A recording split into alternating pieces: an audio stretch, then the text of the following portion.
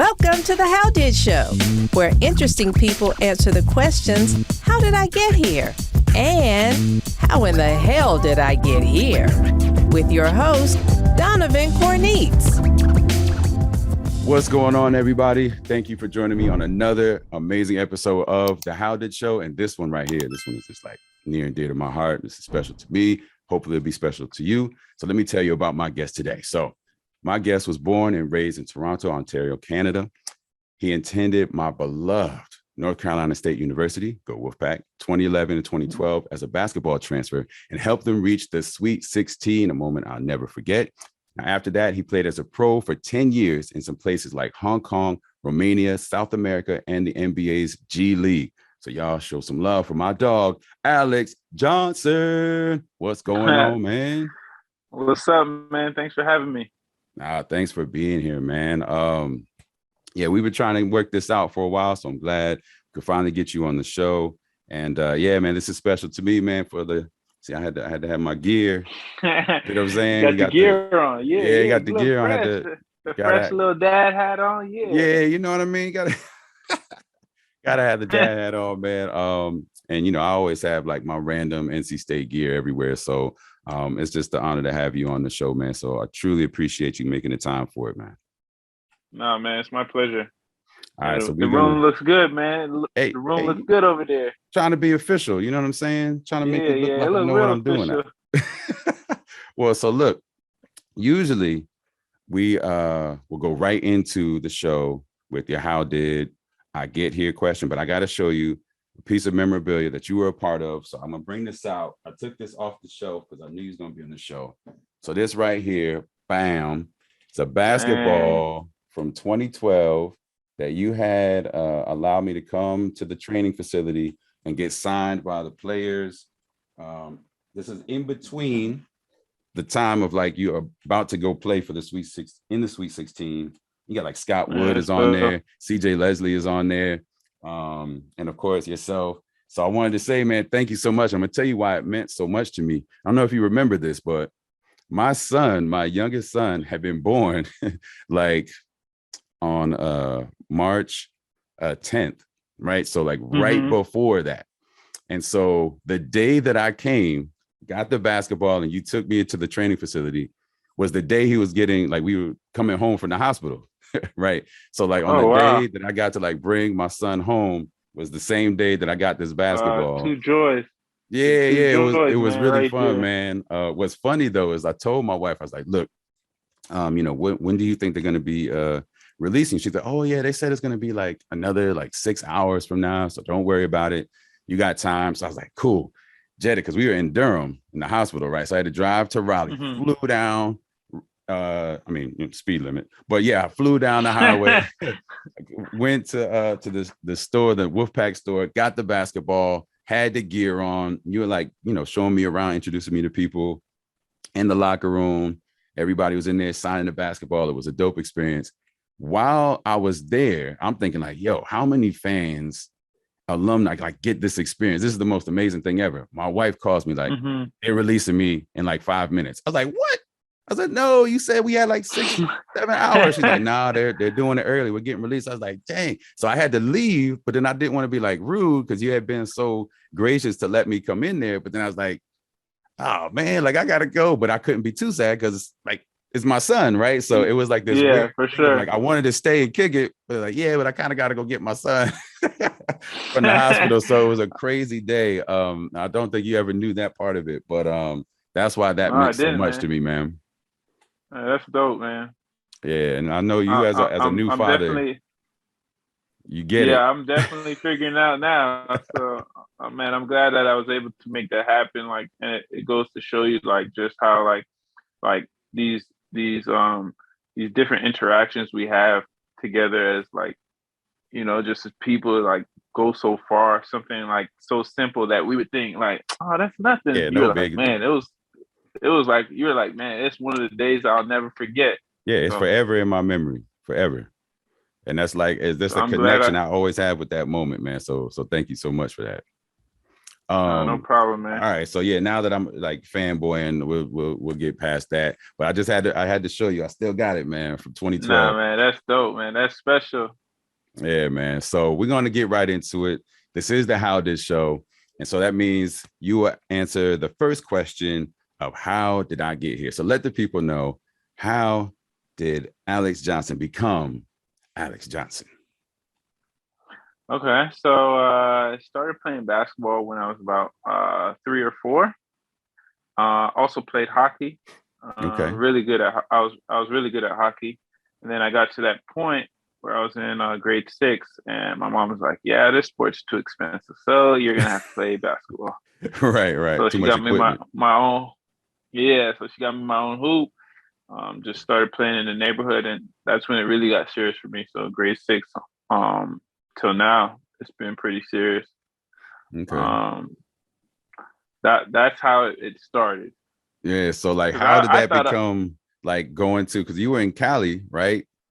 First, mhm. and then from Cali to Raleigh. So like, how did that happen from Toronto to Cali to Raleigh? So from Toronto to Cali, I signed out of high school. Okay. One of my coaches, my AU coaches, got me. Like I was like a late signing too. I think I signed like end of August. So Oh like wow. people are in school, yeah. Yeah. And then my first 2 years, I played really well, and then I tore my ACL my beginning of my junior year. So I sat the whole year, Man. and then I came back and had the redshirt junior year, and I killed. And then the one game I killed, we played Colorado, and Alex Burks was on that team. I think I Okay. had 30 that game, and then one of the Dang. scouts for NC State was at that game. Wow. So Like, what are the chances of that? Like, that seems so yeah, random, but you just never know. yeah. So at the end of my redshirt junior year, I told my AU coach that I wanted to transfer. Like I was like, man, I like the school in Cali, but I want to play on TV. I want to play in a tournament. I want a chance to Yeah. go to the NCAA tournament. Like I see my friends doing that. Like I want to experience that.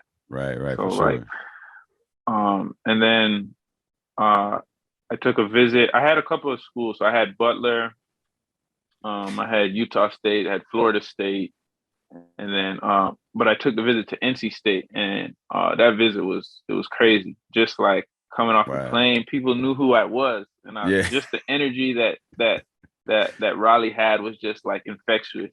So I was Yeah. like, man, this might be it. And then they had me play out there while I was there, and Julius Hodge was on my team, Yeah. and he Oh was wow, like, Jules. Yeah, okay.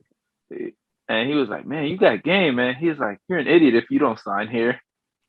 So like, If Hodge tells you, like, I mean, yeah. when we hungry, we eat, like, you know.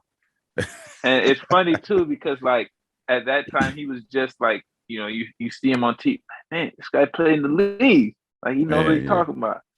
So like to play with him was cool, and it's probably like the reason why, like one of the reasons why I was like, man, I want to go here, Well, that's dope. and So just look, the energy. So yeah, look, I'll tell you what, fans in Raleigh, like we go all in. Especially like you said, they knew your yeah, name when you got off the plane. Like they know a yeah, recruit is coming. Like they're gonna have signs and chanting your name. Like they go all in, man. So that's incredible, man. Because it's one of those things where obviously things happen for a reason, and you think one thing hmm is you think your path is going to go this way, then it takes a sharp left or right turn. So I had always wondered about like Canada to Cali to Raleigh. That yeah, would never be on anyone's like, okay, this is exactly how I want my career to go. I want to go for here. Then sure, you know what I'm saying? So that's for dope to hear the sure. story behind it. I gotta know, where did Superman come from? Now, obviously, you got skills.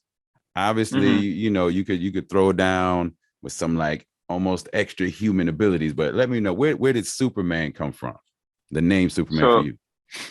I think like the nicknames, it was born when I was playing on. It was like it's like kind of like the junior national team of Canada.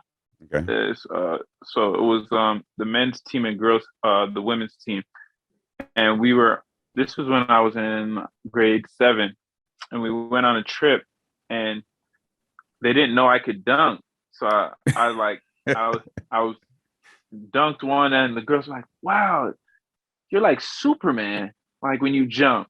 Yeah. But like it never like stuck with me. I was just like, yeah, whatever. Yeah, like okay. And then when I got to high school, my high school teacher, her favorite like superhero character was Superman, and she's like, "Man, you remind me so much of him. Just like your energy on the court, how you play, and then just how you carry yourself, man. Like that's you." And like that's when it like stuck. I was like, man.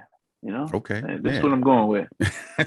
I was gonna say that's not a bad nickname to have. I mean, yeah, if definitely. we're comparing, Superman, that's a pretty dope. I ain't never been pretty called dope, Superman, man. so you know what? More power to you. That's really cool. It's been dope around. It's been dope around the years. Just like it's like people like it doesn't go by like people don't go by my name. Like they literally was like, "Yo, Superman, what's good?" It's like it's so weird. Yeah, just think like somebody says Superman and you turn. Like I don't think there's many people that have that privilege of like everybody else is kind of like, yo, who is? Oh, yeah, that's me. I'm Superman. Sorry, y'all. My bad. Yeah, Alex Superman. Okay, yeah. Hey, what's going on? Yeah, nobody else has that problem. So I think that's pretty incredible. Yeah, definitely. So, like, what would you say is the biggest difference since you played right? D1, ACC, middle of like rivalries and the tournament and all that stuff. And then obviously playing in Canada and around the world. What would you say, if there is one, the biggest difference of just basketball, how it's played, how teams are, just the game itself between like American basketball and maybe Canada or in these other countries? Is there anything it's like, okay, you know what, this is different?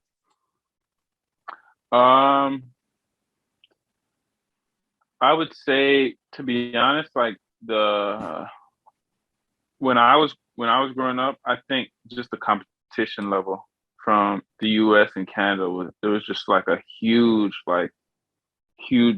step in terms of like the US was always here and Canada was always like kind of lagging behind. Okay. But it's definitely gotten better just with the pros that you see now with the Canadian pros, and how many there is of them. But like just the competition, like when you would go on an AU trip, you're like, man, it's gonna be a tough tournament. Like we're about to play OJ Mayo or we're about to play Brandon Jennings, so it's crazy. Right.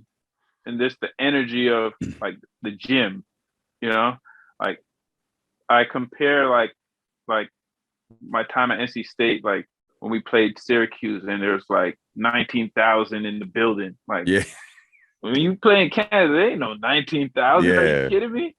And like, I remember like one of the stories, like me and Rich had gotten into it because I was picking up full court and I got hit by a screen. I was like, bro, you got to call that screen out. He's like, bro, do you know how loud it is in here? Yeah, like I've been calling it. I was like, man, you're right. It's loud in here. That's funny. So you never used to being that loud or that many people going crazy. Yeah. Like I've always been like, I've enjoyed like playing like in like packed arenas. And that's something that like, it always gets me up. I'm like, man, it's packed in here tonight. It's let's a good go. one. And like, it sucks that like, I don't know, the same energy that like the US put forth in like supporting is not the same as Canada. You know what I mean? Okay. I think we've improved and we're on our way, but it's not there yet. Not there yet. Like you see with like some of these pro teams. I think there was one team when I played in the Canadian League in Canada, London Lightning. That kind of reminded me, my first couple of years playing there, it reminded me of like NC State, just how they used to pack. They used to have like 10,000 come to games. So it was kind of, it wasn't as much, but it was like, okay, same kind of vibe. Familiar. Yeah. So what was that like in places like Hong Kong and Romania? What were those crowds like? Romania, not so much. Hong Kong, it was just, they love basketball out there. So it was always wild. So it was good energy there too. It was just like, they love their basketball. Yeah, so you can go over there and be a star. I was gonna say like basketball and like hip hop. I mean, it's like huge. It seems to be like in Asia, man. Like or a lot of the what they call like the Western culture, kind of the American vibes, a lot of the things that we are really into. A lot of the times, like in Japan or Hong Kong or wherever, they seem to be really into that. And especially like some old school stuff, like breakdancing is still huge in a lot of places out there. Like man, we were doing that in the 80s, but like out here, I mean, out there, it's just like it's still like tournaments. It's still like, a thing. It's still a big thing. Like the Red Bull breakdancing tournament. Like what? Like now? So yeah, that's kind of dope, and that's interesting to hear that you kind of experienced that in the basketball sense, that they were kind of just as crazy about it as we are. Yeah, definitely. Well, that's dope, man. Thank you. I enjoyed my time out there. That's cool. I enjoyed my time out there. What would you say is like, was there any thing from like Romania or Hong Kong or any of those places where you had to stop and be like, okay, yeah, this is not the US, or like this ain't Canada no more. Like we ain't in Kansas no more. Like, was there a moment that really shocked, like culture shock, I guess is what I'm saying, where you had to really think about like, all right, I don't know what I'm doing here. Somebody needs to teach me what to do here. So probably Romania was the toughest country for me, just for the simple fact that it was my first year playing pro. Oh, okay. The league that I played in was like the top league. So we had some of the top players in that league. I actually played against a couple of Canadians, Javon Shepard, Denham Brown, who went to UConn, Javon Shepard, who went to Michigan. Okay. Steve Sir, who ended up becoming like one of my teammates for 3-on-3 last summer. So it was a tough league. I think the culture shock for me was just like just the living. It was different. Like, really?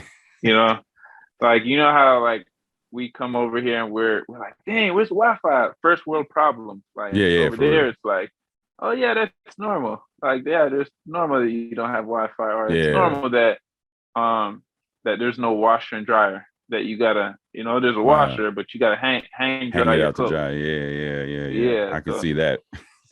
And then like nothing over there is automatic. Everything is manual. So okay. And then they threw me into like learning how to drive like standard. Like it's funny now because now the car I drive now is manual, and that's all I drive. Yeah, like now like you love when I first got over, it was like, oh gosh. And it was just like, I think the one gear that I always struggled with was the first gear, like just getting out of there. Look, man, that could be a lot, man. So I remember the first time we were on a busy street and I stalled, and like when you stall, you panic. It's the worst. And cars behind you are beeping, and then. Well, luckily my teammate got out and was like, he was a tough guy. He's like, why are you beeping your horn? Yeah. Stop beeping your horn. So. Yeah, man, look, I'll tell you really quick. Like so I never drove a manual ever. And then like when my wife and I think this is when we were still dating, or we might have I think we were still dating. She had a manual because she loved driving. That's what she grew up driving. And I was like, man, this is whack. Like who wants to go backwards in technology? Like, you don't want a rotary phone. You know what I'm saying? Like this is trash. She's like, no, you gotta learn how to drive. I was like, all right, cool. So she kind of taught me how to drive, and I got my confidence up, and I'm driving in like parking lots and stuff, learning. Then I was on the street the first time, all nervous, like I was 16 again or something, right? And I never forget. But she was like always in the car with me, and kind of like, all right, you gotta ease off the clutch. Like, what are you doing? So then one of my first times I was driving the car like by myself. Now, mind you, I'm in my like mid-20s by this time. So this is embarrassing to be like this nervous, but I'm on a hill. I was trying to make this light, and the light turned red, and I was on an incline. I was like, oh man. Yeah, I had to stop. I was the first one in line. I'm sitting like this on the hill, like, oh man, this is gonna suck. This is gonna like, don't stall. And you got to get the timing right. The light turns green, and I was so nervous about not stalling. So I like gunned it. So it was like, and then I was like, oh snap. And I took my foot off and installed. So I basically peeled out and installed and went nowhere. And like people were like beeping their horn. There were people walking next to me. This was on, if you remember, like Peace Street in Raleigh. And yeah, people were clowning me. I was like, dang. And then I had to like try to ease up. So yeah, I feel you on that. It was the most embarrassing thing ever to just like peel out. I mean, I gunned it, pedal to the metal, and then stalled. So yeah, I feel you on that, man. So y'all can have that manual. I'm like, forget this. It's too much work. Do you know how to drive it now? I mean, I got better at it. We don't have a manual now, but I got better at it after a while. But yeah, that day I was like, man, I wanted to just leave it, just walk. I was like, forget this car, forget this stupid clutch. I hate gears. I hate. You know what's funny too? It's like, so in Canada, they say like the manual car is like, it's pretty good just for the wintertime, especially because you have more control of the vehicle. Right. But I remember like when I first learned and like I got caught on a hill too, and the dude was like right on my tail. And I was scared I was gonna roll back into him. I was like, you know what? No, I don't care anymore. That will teach them not to come right behind me. Behind you. Like, so after a while I stopped caring. I just like, I'm just gonna roll back.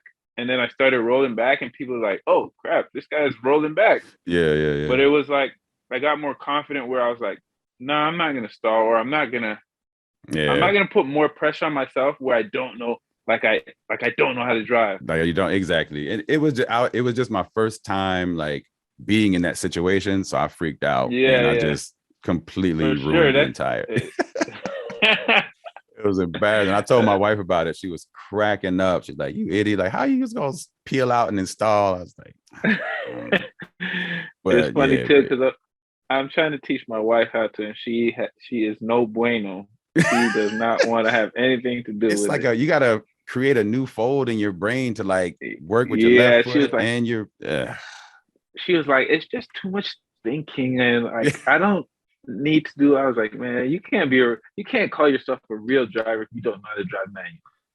Yeah, I figure like it's a good skill to have for sure, and like the whole thing that you can kind of like, I forget what it's called, where you can like jump start it or whatever just by rolling and then the clutch or whatever without having to turn the ignition. But I'll take an automatic. Like for me, it would be like fun if you had like a crazy sports car that was manual. You know what I mean? You could just like and get that feeling.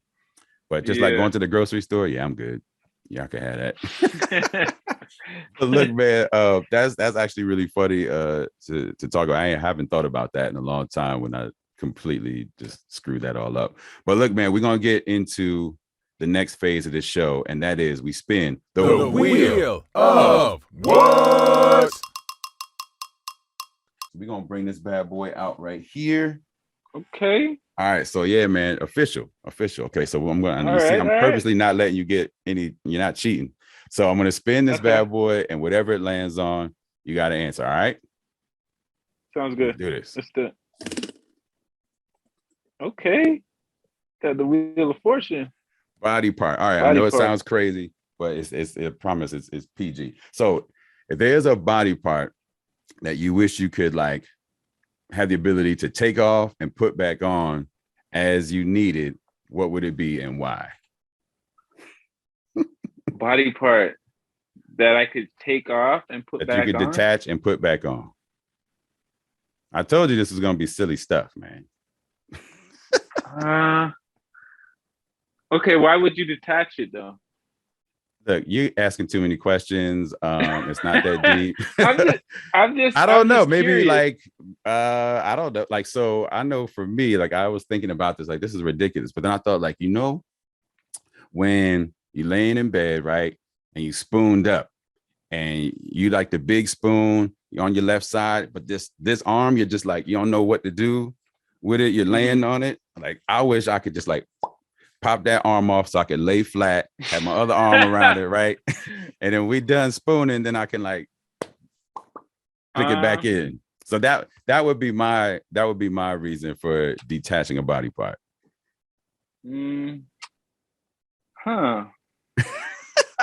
I don't know. Maybe my wrist. Okay. Yeah, like detach. Because sometimes I had this injury where I fell on my wrist. Okay. So at night, like I'll be like rotating it back and forth. So maybe like if I could just pop it off for a couple hours, so I don't have to do this. See, that's what I'm talking about. See, I knew you could come up with something, man. I feel like everybody has something where they're like, you know what? If I didn't have to deal with that, I'll just all right. Wait, I got to play ball. Let me put the click. Let me put it back in. All right. So that would be it. Okay, I can dig it. All right. So now that we got that silliness out the way, we're gonna come to the second half of the show, and that is, how in the hell did I get here? So this is a story about an event or something that occurred that you were a part of that kind of made you say, like, yeah, Alex, how in the hell did I get here? I did not see this coming. So what would your story be? Probably the love and basketball proposal. The love and basketball proposal. Yeah. So just a quick backstory. I met my wife at the NC Pro-Am. She was stalking me. She was, when somebody's, watching you and you feel somebody's eyes on you. Would she say the same thing that she was stalking you? Would she say that? Would she tell the story differently? She would just say her side of the story is, I knew everybody at the NC Pro-Am, but I didn't know him. So I was trying to figure out who he was. Oh, that's but she her was story. staring. And with her staring, I'm looking at her like, are you good? Like, who are you staring at? And she kept staring. When you're staring at someone and you kind of like, they catch you staring and you do a quick like look away and then look again to see if they look again. Yeah. She didn't look away. She was like, I want you to know that I am staring. Wow. So Okay. it made it really uncomfortable. So then when I subbed out the game, she goes, you have beautiful eyes. And like playing in the game, I'm like, okay, thanks. All right. That's cool. I was like, that's how they doing out here in NC? I was like, that's how the ladies get to pick up lines. Man, so then I was talking. So Zoe was my roommate, and so I go to him. I'm like, I got game, right? He's like, man, what you talking about? I was like, watch this. I'm gonna wave to this girl over there, and she's gonna wave back. He's like, man, you just talking. So then I wave, and she gives me the, hey, how you doing? I knew you see me. So then I go, all right, so let's leave. He's like, so you're not gonna get the number? I was like, nah, she's gonna find me. He's like, okay, you got it like that? Wow, okay. So about like 30 minutes later, she finds me on Twitter. And then I send her a DM. I was like, wow, that didn't take very long. Wow, like I knew it was coming. Yeah. And then after that, it was pretty much history. But the love and basketball proposal was the kind of like, wow, I didn't expect it to do all of that. So we had a setup where, like, Bree is so competitive. She loves playing one-on-one. Even though she can't beat me, she thinks in her mind she can beat me. Oh man, so you're taking a lot of jabs because she's not here, man. Wow, I'm just saying. So she's then gonna see this. I mean, you can have her on the show, and you can have her on the show too, and she can tell her side. Okay, that sounds like a plan. I'm and down then you for can it. bring both of us back on. Yeah, you can be there as a couple and see who's telling the truth. But go ahead. She thinks she can beat you. So then, so I had this setup where I was gonna bring her to my practice, and we are gonna play one-on-one. I was gonna score the first 2 baskets and then fake her injury on the third one. So like, I think just the whole thing, it was crazy. Like everything I had envisioned in my mind, it like came to fruition. So like. Okay. We started the game. I scored the first 2 baskets, screaming to the crowd, and then faked the injury, the third one. And then it was kind of like, she was like in shock. Like, oh my God, I ended this man's career. Like, yeah. Cause like before we played, I was setting her up. So like before I left the house, I was like, man, like my hamstrings are killing me. Like, I don't even know if we should play. She's like, it's like, I don't want to hear all that. Like, yeah, walk it off. Playing today. Yeah. So then, one of my friends from California, he came down, and he had filmed like a part of the proposal, and he put it on Twitter. And he goes, "Man, hey, this video got like 500 retweets." And I was like, "Really?" I was like, "Wow, that's crazy." I was like, "We should put it on YouTube, the full thing." Yeah. Put it on YouTube, and like it like blew up. Like, got to the point where I had to turn my phone off for a bit. Yeah, it was notifications were crazy. It was crazy. And like that weekend we went to New York because I was coaching AAU, and like people had recognized us, and it was crazy. So it's still making its rounds every couple of months. I'll see it pop up and somebody tag me in it. So I think that's just insane, just how far. So like, how many views game. did it end up getting the when you put it on YouTube? Remember? I want to say close to 4 million, maybe 5. Wow, 4 or 5 million views. Yeah. That's wild. And if you guys haven't seen it, might even put a clip up of it just of like the injury, because I remember seeing it.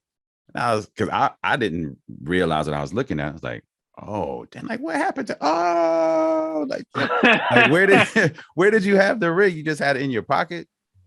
No. So one of my boys had it. So I told him like when I fall down, that's right. He came over to like help you and hand it to you. Yeah, that's what it was. Okay, now I remember. Yeah. That's real slick. That's real stuff. I know she had to be like, what? Yeah. What in the world? It was dope, man. Well, that's cool, man. And y'all been like just a picture of love since then, man. I see you got the photo in the back there representing. So how long has it been? How long you guys been married? I've been married 5 years. This year will be 6.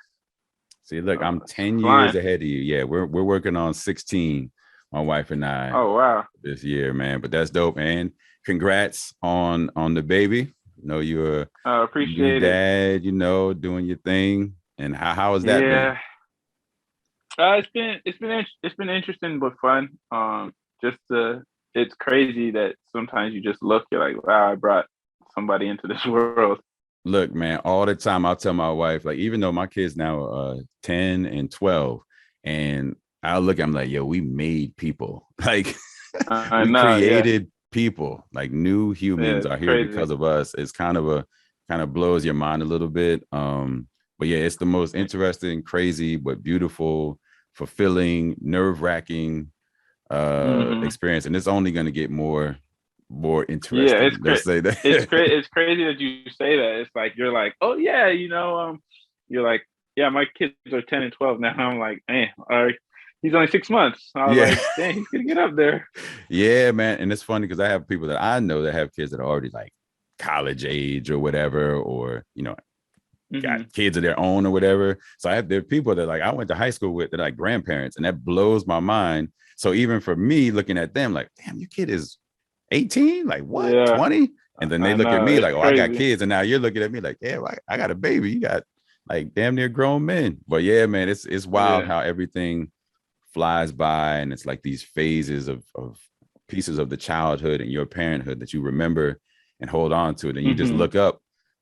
It seems like you just look up one day and you, like my son is all of a sudden got like a deep voice, like, hey dad, I play the Switch. And it's like who is this dude in my house? Like, where the kids at? Like, when you get so tall, man, to jack you up. But yeah, man, it's a great experience, and I'm so glad that you guys are doing your thing, man. Still happy, still loving each other, and that people are still seeing the proposal video, man, and it's still getting some play. That's really cool.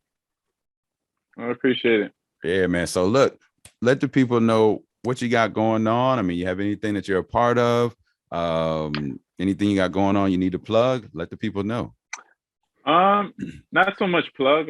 Just I think this summer I'm gonna do so I started doing Team Canada with the FIBA 3x3.